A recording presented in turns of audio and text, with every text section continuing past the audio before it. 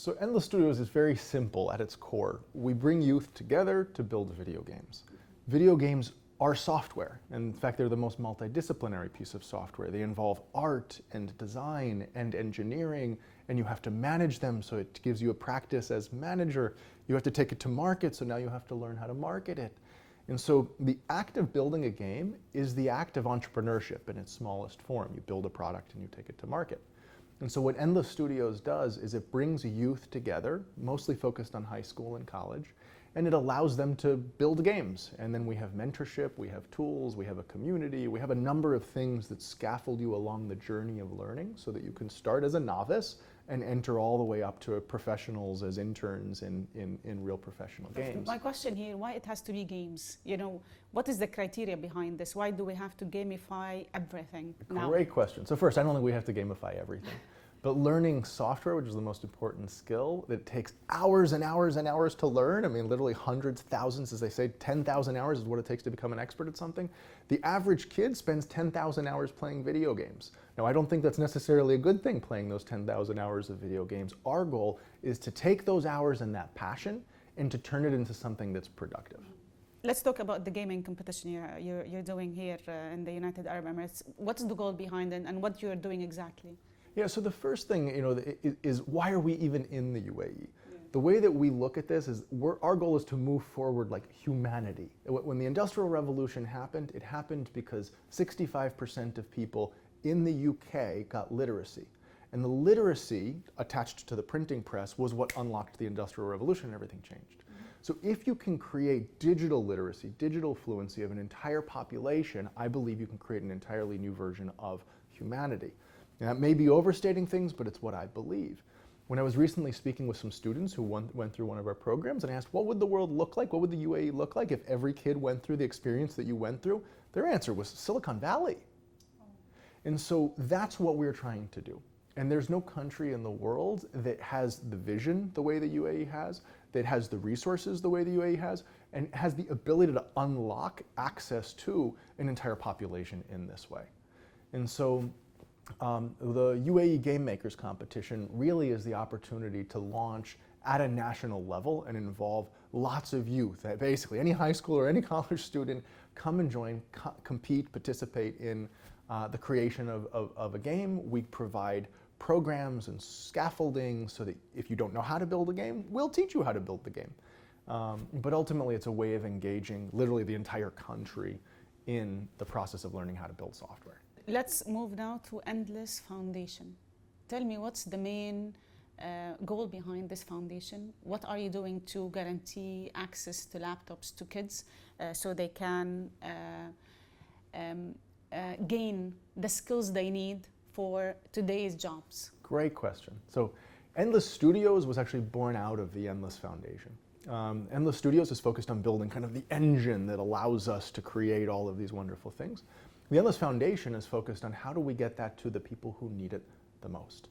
And there are really two halves to the Endless Foundation. The first is the game-making programs. So the game-making programs that are running in the UAE are more hands-on programs. But we're also working in places around the world, in Africa and Latin America. We're hoping to do a lot in the Middle East, in inner cities in America. The foundation basically says, how do you take those programs and make them so that they scale? It's a global foundation, right? We are very much a global community. The idea is you create a global community of people who are making things together, and everyone's then learning from each other. Mm-hmm. Who's your partners?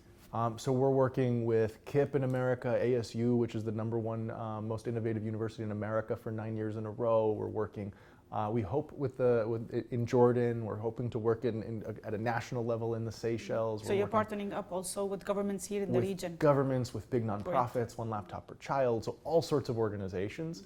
And Basic Games for Change, I mean, a long list of organizations that we're working with on the foundation side to say, how do you get this to everybody? How do you get this to everybody? So, well, the final piece of that is a couple billion people have computers, about 5 billion people don't have computers. Computers are still the work and study tool of today. If you don't have a computer, you're never going to be in an equal situation as someone who has a computer. And so Endless actually started by trying to solve that problem. And what we discovered was that we went and we said, we're going to build the cheapest computer in the world, and then we realized people still needed financing. And when we went and provided financing for people, we discovered that all of a sudden now they wanted high-end laptops because they could afford it with the little mini payments. And then we said, great, we got banks, but then the banks didn't want to give the loans. And so what we then discovered was that Africa had the same problem with solar panels.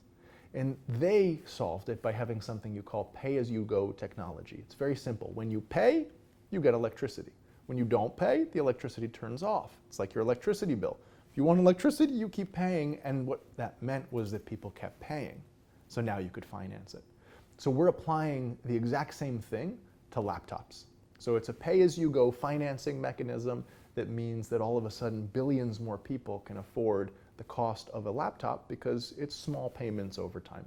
So you told me why you choose the UAE to do the gaming competition, but I want you to tell me why you have one team in the US and the other team here in Abu Dhabi in the United Arab Emirates. Your father actually also chose to expand the family office, and he chose Abu Dhabi to be here to expand the global footprint, let me put it that way. So tell me why you chose the UAE, and you have moved, you and your family here. I love it here. I really do. I was watching Hamilton with my wife here, and there's a song, The Greatest City in the World, and it was talking about New York in the 1700s, and I feel like that's what this is today. I turned to my wife, I said, I think we're in the greatest city in the world, and she says, yes. So first of all, I just think it's such an exciting and invigorating place to be. But the game development talent is in America. And so when it comes to building complicated games, that's the best talent in the world. But our goal is to basically use those people to then train people here to level up and learn from them so that in the future generations of game development talent are organically bubbling up from here.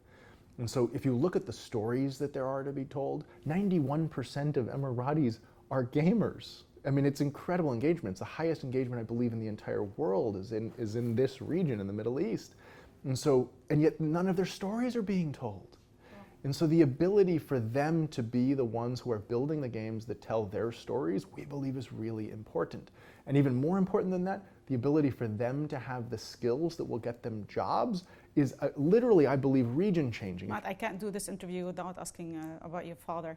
I want you to tell me the most important thing that you've learned from him. We all learned from him a lot, but I want you to tell me what is the most important thing that you've learned from your dad. So he always encouraged us to pursue our passion. There was a time when he wanted me to go into the family business and into investing, but more important than that was that we found something that we would be passionate about. And so one of my brothers is interested in film, and he encouraged him to go into film. And for me, he always made it clear you have to love what you do. Passion. So follow your passion. Follow your passion. Mm-hmm. As he says, I think that it says follow your passion and don't forget about the money. Okay. You have to be able to pay for your own living, and you have to be able. That's why you did Endless Studios and Endless Foundation. Yeah. That's right. Yeah. And the foundation's good at certain things, bad at certain things. The company's good at certain things, bad at certain things as a structure, and so that is also why we have done both. Thank you very much. Thank you.